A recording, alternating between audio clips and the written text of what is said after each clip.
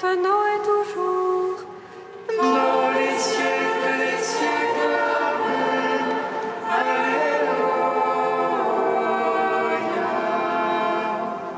Roi du ciel consolateur, Esprit de vérité, toi qui es partout présent, toi qui embellis tout, trésor de grâce et donateur de vie, viens et demeure en nous. Purifie-nous de toute souillure et sauve nos âmes, toi qui es bonté. Roi du ciel consolateur, esprit de vérité, toi qui es partout présent, toi qui remplis tout, trésor de grâce et donateur de vie, viens et demeure en nous. Purifie-nous de toute souillure et sauve nos âmes, toi qui es bonté. Lorsque tu es descendu vers la mort immortelle, vie, l'enfer fut renversé par la splendeur de ta divinité. Et lorsque tu ressuscitas les morts qui gisaient au fond du tombeau, tous les anges dans les cieux se mirent à chanter. Gloire à toi, source de vie, ô Christ notre Dieu. Lorsque tu es descendu vers la mort immortelle, vie, l'enfer fut renversé par la splendeur de ta divinité. Et lorsque tu ressuscitas les morts qui gisaient au fond du tombeau, tous les anges dans les cieux se mirent à chanter. Gloire à toi, source de vie, ô Christ notre Dieu. Lorsque tu es descendu vers la mort immortelle, vie, l'enfer fut renversé par la splendeur de ta divinité. Et lorsque tu ressuscitas les morts qui gisaient au fond du tombeau, tous les anges dans les cieux se mirent à chanter. Gloire à toi, source de vie, ô Christ notre Dieu. Psaume 118, strophe 10. ta main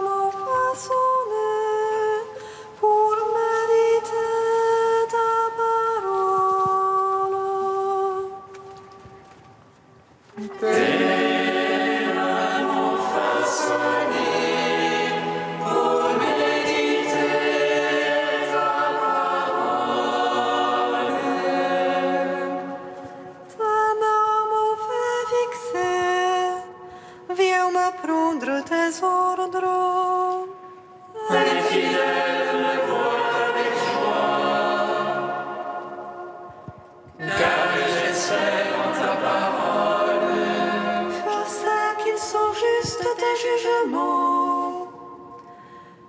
tu m'affliges avec vérité.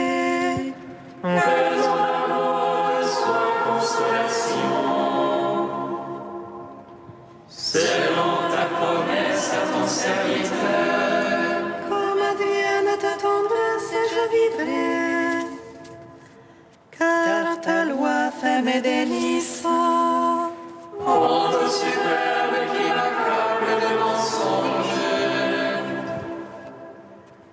Moi, je médite sur tes préceptes. Quand tes fidèles se tournent vers moi, ceux qui savent ton témoignage, Que mon cœur soit impeccable dans tes volontés. Pas de honte alors pour moi. Gloire au Père, au Fils, au Saint-Esprit. Pour les siècles des siècles. Amen. Tes mains m'ont façonné pour méditer ta parole. Psaume 14. ton ami Seigneur n'a pas connu la corruption. Tu lui as couvert le chemin de la vie. Alléluia.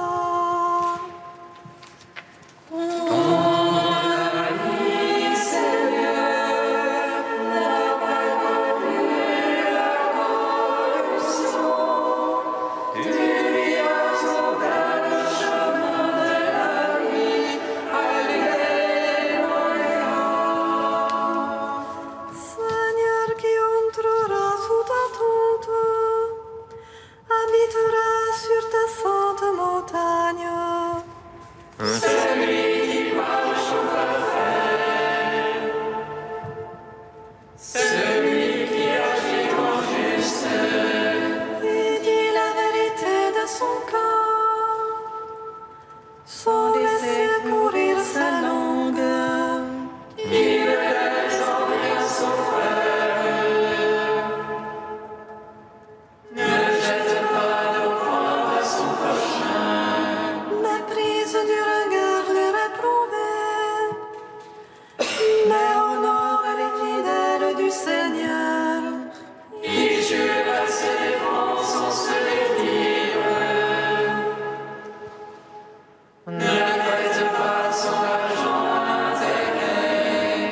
N'accepte rien pour nuire à l'innocent, qui fait ainsi jamais ne bronchera.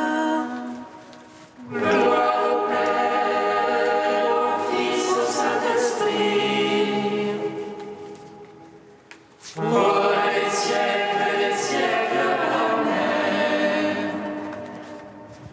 Ton ami Seigneur n'a pas connu la corruption. Tu lui as ouvert le chemin de la vie. Alléluia. Psaume 15. Garde-moi, ô Dieu, mon refuge en toi. J'ai dit au Seigneur, c'est toi mon bonheur. Seigneur, tiens vos sacrés dans le pays. Ceux qui s'y attachent découvrent de gloire. Il multiplie leurs idoles, ils courent après. Jamais je ne mettrai leur nom sur mes lèvres. Seigneur, ma part, l'héritage et ma coupe. C'est toi qui garantis mon lot. Le cordon me marque un enclos de délices. Oui, mon domaine est pour moi magnifique. Je bénis le Seigneur qui sait faire mon conseil. Oui, la nuit, mon cœur m'avertit.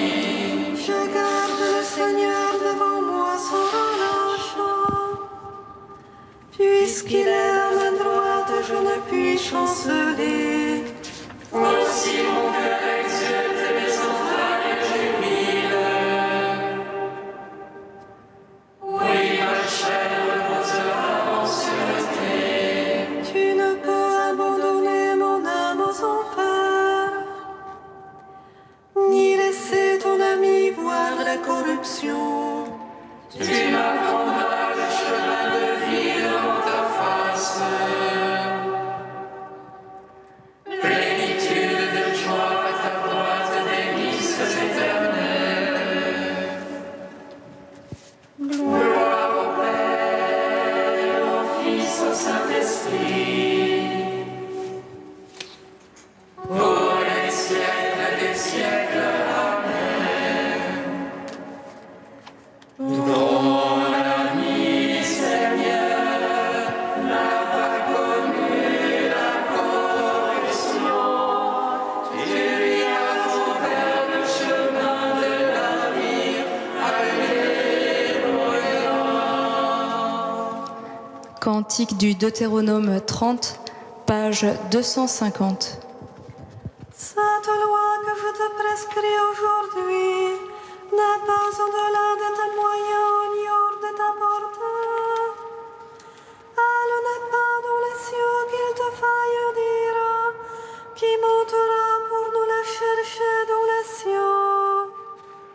Elle n'est pas au-delà des mers, qu'il te faille dire qui va la chercher.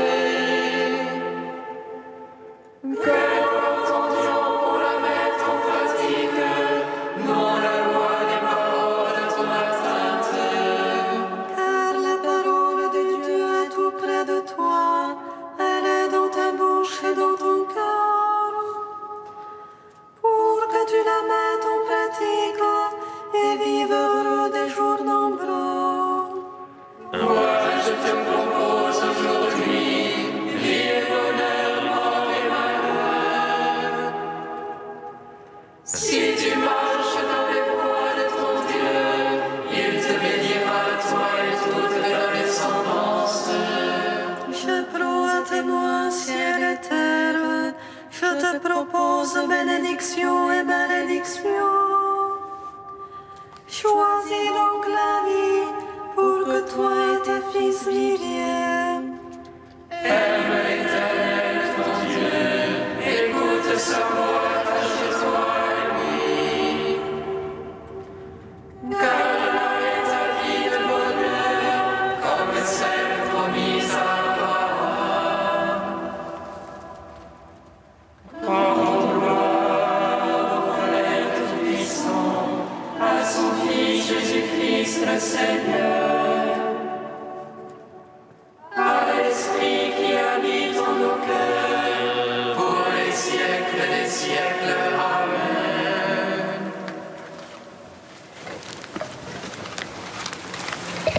De Bruno Forté, La Trinité comme histoire. Sans la référence à l'économie divine, la théologie est creuse et s'expose à de possibles enfermements rationnels. Mais à son tour, l'histoire de la révélation exige d'être pensée et racontée de façon toujours nouvelle. Sans la théologie, l'économie du salut pourrait rester muette. Elle est un seuil qui renvoie d'une part aux profondeurs de Dieu, d'autre part à l'expérience actuelle du mystère. La rencontre avec les événements de la révélation, dont témoigne la tradition de l'Église vivant sous l'action de l'Esprit, et la rencontre avec le mystère même de la divinité. S'intéresser à la révélation de la Trinité, c'est s'intéresser à l'histoire éternelle de l'amour divin et entrer en elle. Si le Dieu en lui-même était autre que le Dieu raconté dans l'histoire de la révélation, il n'y aurait pour nous aucune voie pour accéder en esprit et en vérité aux profondeurs de la vie trinitaire. Aucun salut historique ne serait possible. L'humain serait irrévocablement condamné à son propre horizon, et aucun espace ne resterait ouvert dans la douloureuse expérience de notre finitude. Si, au contraire, l'expérience de la vie divine nous est effectivement accessible dans l'histoire de Jésus-Christ, alors l'espérance de la vie sans crépuscule et plénière nous est promise. La Trinité s'offre alors comme réalité de salut et expérience de grâce. Lorsqu'on parle de la Trinité sans séparer histoire et gloire, il s'agit alors de nous-mêmes, et l'enjeu est le destin et le sens de l'histoire individuelle et collective. On pourrait dire que, pour le croyant, rien n'est plus vital et concret que la foi dans la Trinité du Père, du Fils et de l'Esprit, au nom desquels et pour la gloire desquels il est appelé à être et à accomplir toutes choses.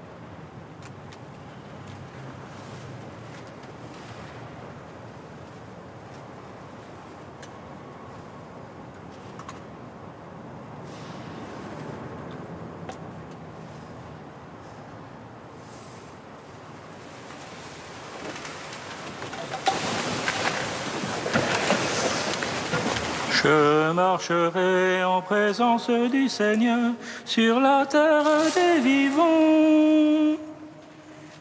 Je marcherai en présence du Seigneur sur la terre des vivants. Laisse-moi embrasser mon père et ma mère, puis je te suivrai.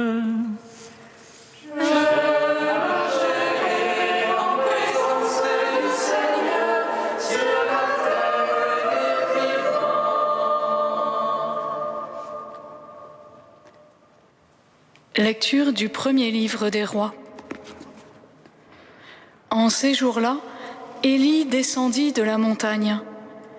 Il trouva Élisée, fils de Japhat, en train de labourer.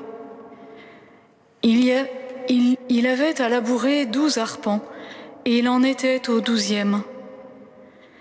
Élie passa près de lui et jeta vers lui son manteau.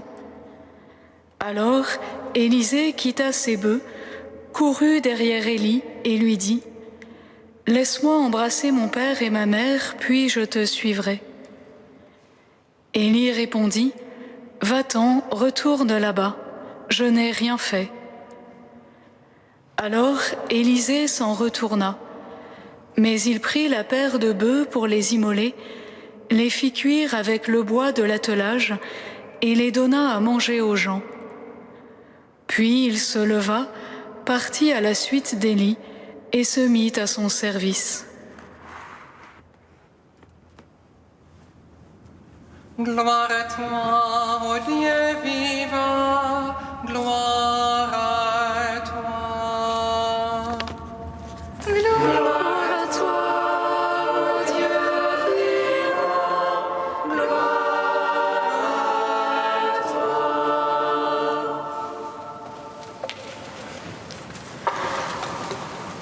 Va, retourne par le même chemin, tu oindras Élisée comme prophète à ta place. L'alliance que Dieu fait avec les hommes à travers ses prophètes ne cesse de poursuivre sa route. Et le visage d'Élisée nous est aujourd'hui proposé par la liturgie à travers le récit de son appel. C'est un cœur préparé à y répondre qu'Élie vient trouver. Élisée, finissant tranquillement de labourer son 12e arpent, se retrouve revêtu du manteau du prophète envoyé par Dieu. Sans sourciller, Élisée laisse tout. Il abandonne ses bœufs pour courir derrière Élie. Mais pas d'abord pour se jeter à ses pieds et répondre favorablement, mais dans un premier temps pour demander un délai, un répit, le temps de mettre en ordre ses affaires. Il conditionne sa réponse et il est renvoyé à son quotidien par le prophète Élie. C'est là que se produit un retournement intérieur dans le cœur d'Élisée, une brèche par laquelle se diffuse cet appel du Seigneur. Depuis la tête et son intelligence raisonnable, vers son cœur, d'où jaillit le désir profond que le Seigneur a déjà façonné. Il détruit sa charrue et ses bœufs, les immole, et à travers cela, marque sa renonciation à son premier état et l'offrande de sa vie. En lisant ce récit, nous reviennent en écho ces appels que le Seigneur adresse tout au long de l'histoire du salut à ses prophètes, que Jésus renouvelle avec ses disciples et avec tous les hommes et femmes, saints et saintes de Dieu, quel que soit leur état de vie. Un appel au salut, à la divinisation et à l'annonce par toute leur vie de la bonne nouvelle du royaume. Un appel qui toujours déplace et dérange, inquiète aussi parfois, tant il est impossible d'y répondre par ses seules forces humaines. Un appel qui plonge dans la foi, sûr qu'il est fidèle, celui qui vous appelle, comme l'affirme Paul aux Thessaloniciens. Voici qu'à la Pentecôte, l'Esprit Saint nous a enveloppés de son ombre afin de nous accompagner dans ce temps ordinaire, temps tout ordonné à Dieu et à la réponse à son appel. Revêtus du manteau de l'Esprit, puissions-nous, d'un cœur libre et plein de joie, de cette joie de l'Esprit, renouveler notre oui généreux à l'appel particulier que le Seigneur nous a adressé, à nous laisser sauver et diviniser et à marcher à sa suite là où il nous a placés comme serviteurs de son royaume. Viens, suis-moi, nous dit aujourd'hui le Seigneur. À qui irions-nous? Tu as les paroles de la vie éternelle.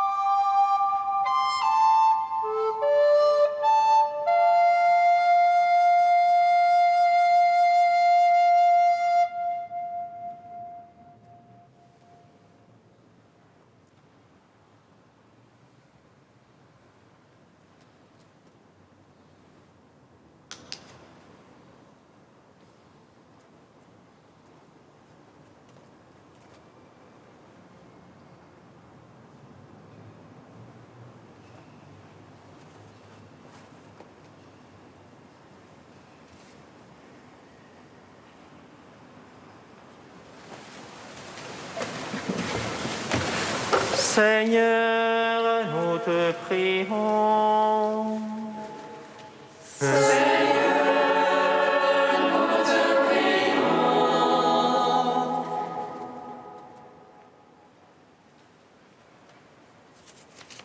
Avec Saint Antoine de Padoue, nous te confions, Seigneur, toutes les personnes qui ont perdu un être cher cette année. Accompagne-les de ta miséricorde.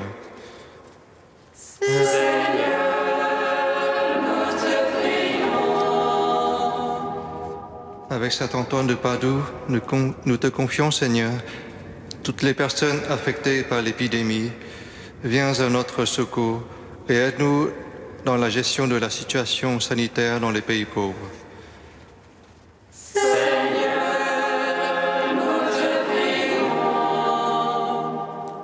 Avec Saint Antoine de Padoue, apprends-nous, Seigneur, à puiser dans ton cœur divin pour devenir plus patient, plus généreux, plus miséricordieux envers les pauvres et les problèmes sociaux dans le monde.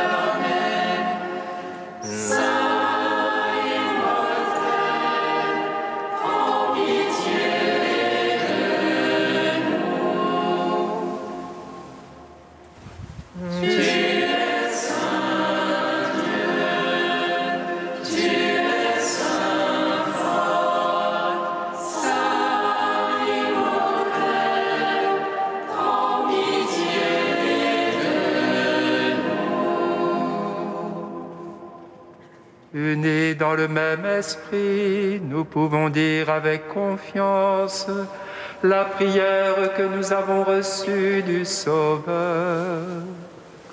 Notre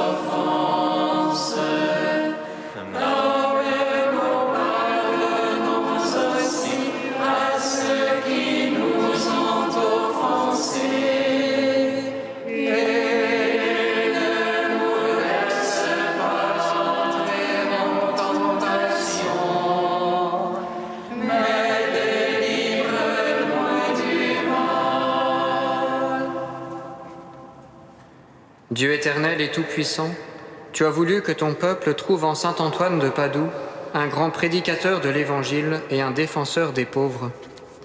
Permets qu'avec son aide, et fidèle à ses leçons de vie chrétienne, nous ressentions dans toutes nos épreuves le bienfait de ton secours.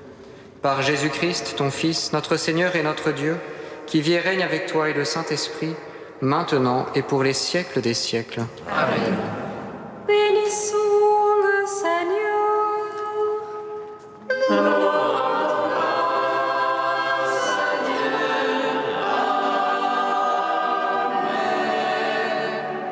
Louez